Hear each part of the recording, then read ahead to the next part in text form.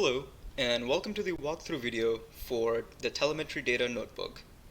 My name is Karan, and I'm one of the data scientists at Red Hat working on the ocp-ci-analysis project. One of the angles of this analysis is looking at the runtime behavior of the clusters that actually run all of these tests. This includes things like how did the operator conditions change over time for this cluster? Or how did the cluster's memory usage change? Or what alerts did it fire? And so on and so forth. In this notebook, we will demonstrate that given a job and given a specific run of that job, how you can access all of the operational data associated with that particular run and then use it for further analysis. Okay, so let's get started. So all of the clusters that run these tests actually report back their operational data to Red Hat in the form of Prometheus metrics. That's why in our notebook, we'll be using the Prometheus API client library to connect to and pull data from Red Hat's internal instance of Thanos. Note that if you do not have access to Red Hat VPN, you won't be able to run these queries on Red Hat's Thanos. So as a workaround, we have pulled some sample dataset from this Thanos and added it to the GitHub repository for this project for you to play around with. But if you do have access to the Thanos instance, you can simply put the URL and the access token here, and then instantiate the Prometheus Connect object to interact with it. Next, here you can set the timestamp at which you want to run the Prometheus queries at, and also set the metrics which you're interested in fetching from Prometheus. So in this notebook, we'll be fetching all of the possible metrics, but obviously we'll leave out the ones that could potentially have some sensitive data. Now, to get all of the metrics associated with the given job run, the first thing we need to know is what was the cluster ID of the cluster that ran this job. And this connection can be made using the cluster installer metric, which is one of the metrics available on Thanos. So, for example, let's say I'm interested in finding all the data for this particular job, which is periodic CI 4.7 upgrade, and specifically this run of the job. So what I would need to do is copy the job name from here and put it here, and also copy the build ID and put that over here. Then I can simply run the next cell in which we're querying the internal Thanos for the cluster installer metric, where the invoker label matches the job name and the build name that we're interested in. And from the result of this query, it's very easy to just extract the cluster ID. So that's it. Now we know the cluster ID for the job and run that we're interested in getting the data for. Now that we have the cluster ID, it's fairly straightforward to get any of the metrics that we're interested in from the Thanos. So for example, let's say I want to find out how many CPU cores did this cluster have. So what I would need to do is send a query to Thanos, and the query would be cluster capacity CPU cores, and I'll make sure to set the ID label of the metric to the cluster ID that we just found in the previous step. And that's it. Once you run this cell, you would see something like this as the output. And this is basically a pandas data frame that shows the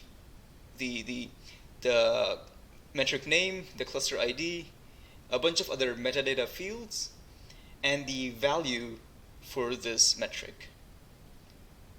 So the way to read it would be For our particular example, like this cluster, the master node of that cluster had 12 CPU cores, and the worker node of that cluster also had 12 CPU cores.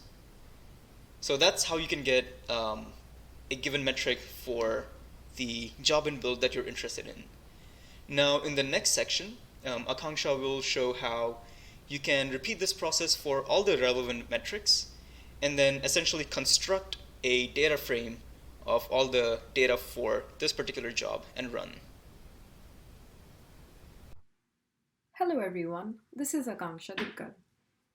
Now that we have understood the data structure of the metrics, let's try to fetch all the metrics for a given job and build name.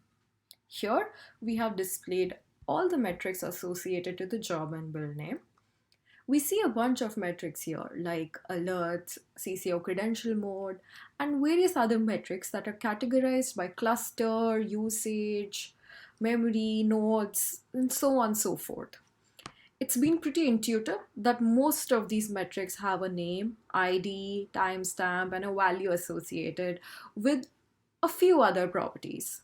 So let's try to combine all of these metrics into one mega data frame that could be used for further analysis for any job or build name.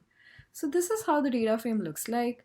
It has name, ID, and all the other properties that these metrics had earlier mentioned.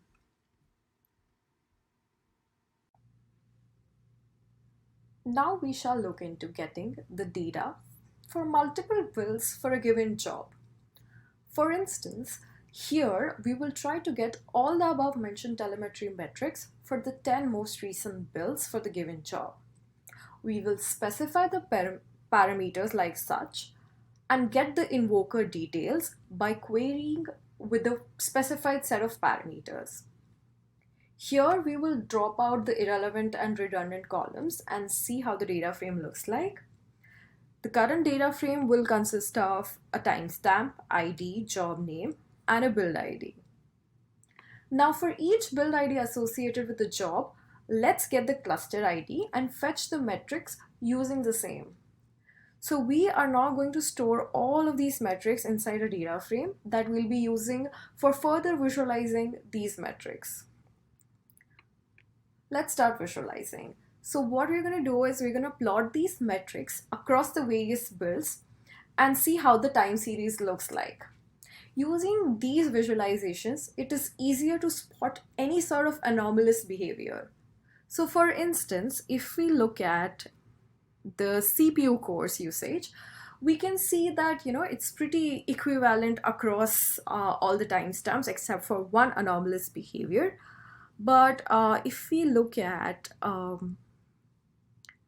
something like this, which is the cube volume stats used by bytes, we can see that the timestamp 8500,000 looks slightly anomalous as compared to the other timestamps.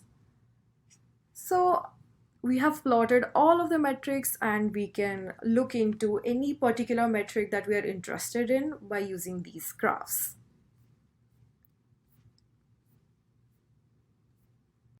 So in conclusion, in this notebook, we have collected all the telemetry data corresponding to a given job name and build name. We've also understood how to interpret Prometheus data using an example metric. Besides that, we have collected all telemetry data from all timestamps for the 10 most recent builds of a given job. We've also visualized the general time series behavior of metrics across the build. And we have also saved the above data to our GitHub repository for further analysis. If you wish to contribute to this notebook, you can click on this link and it will redirect you to our GitHub repository where you can create issues, pull requests, and contribute to our upstream. Thank you.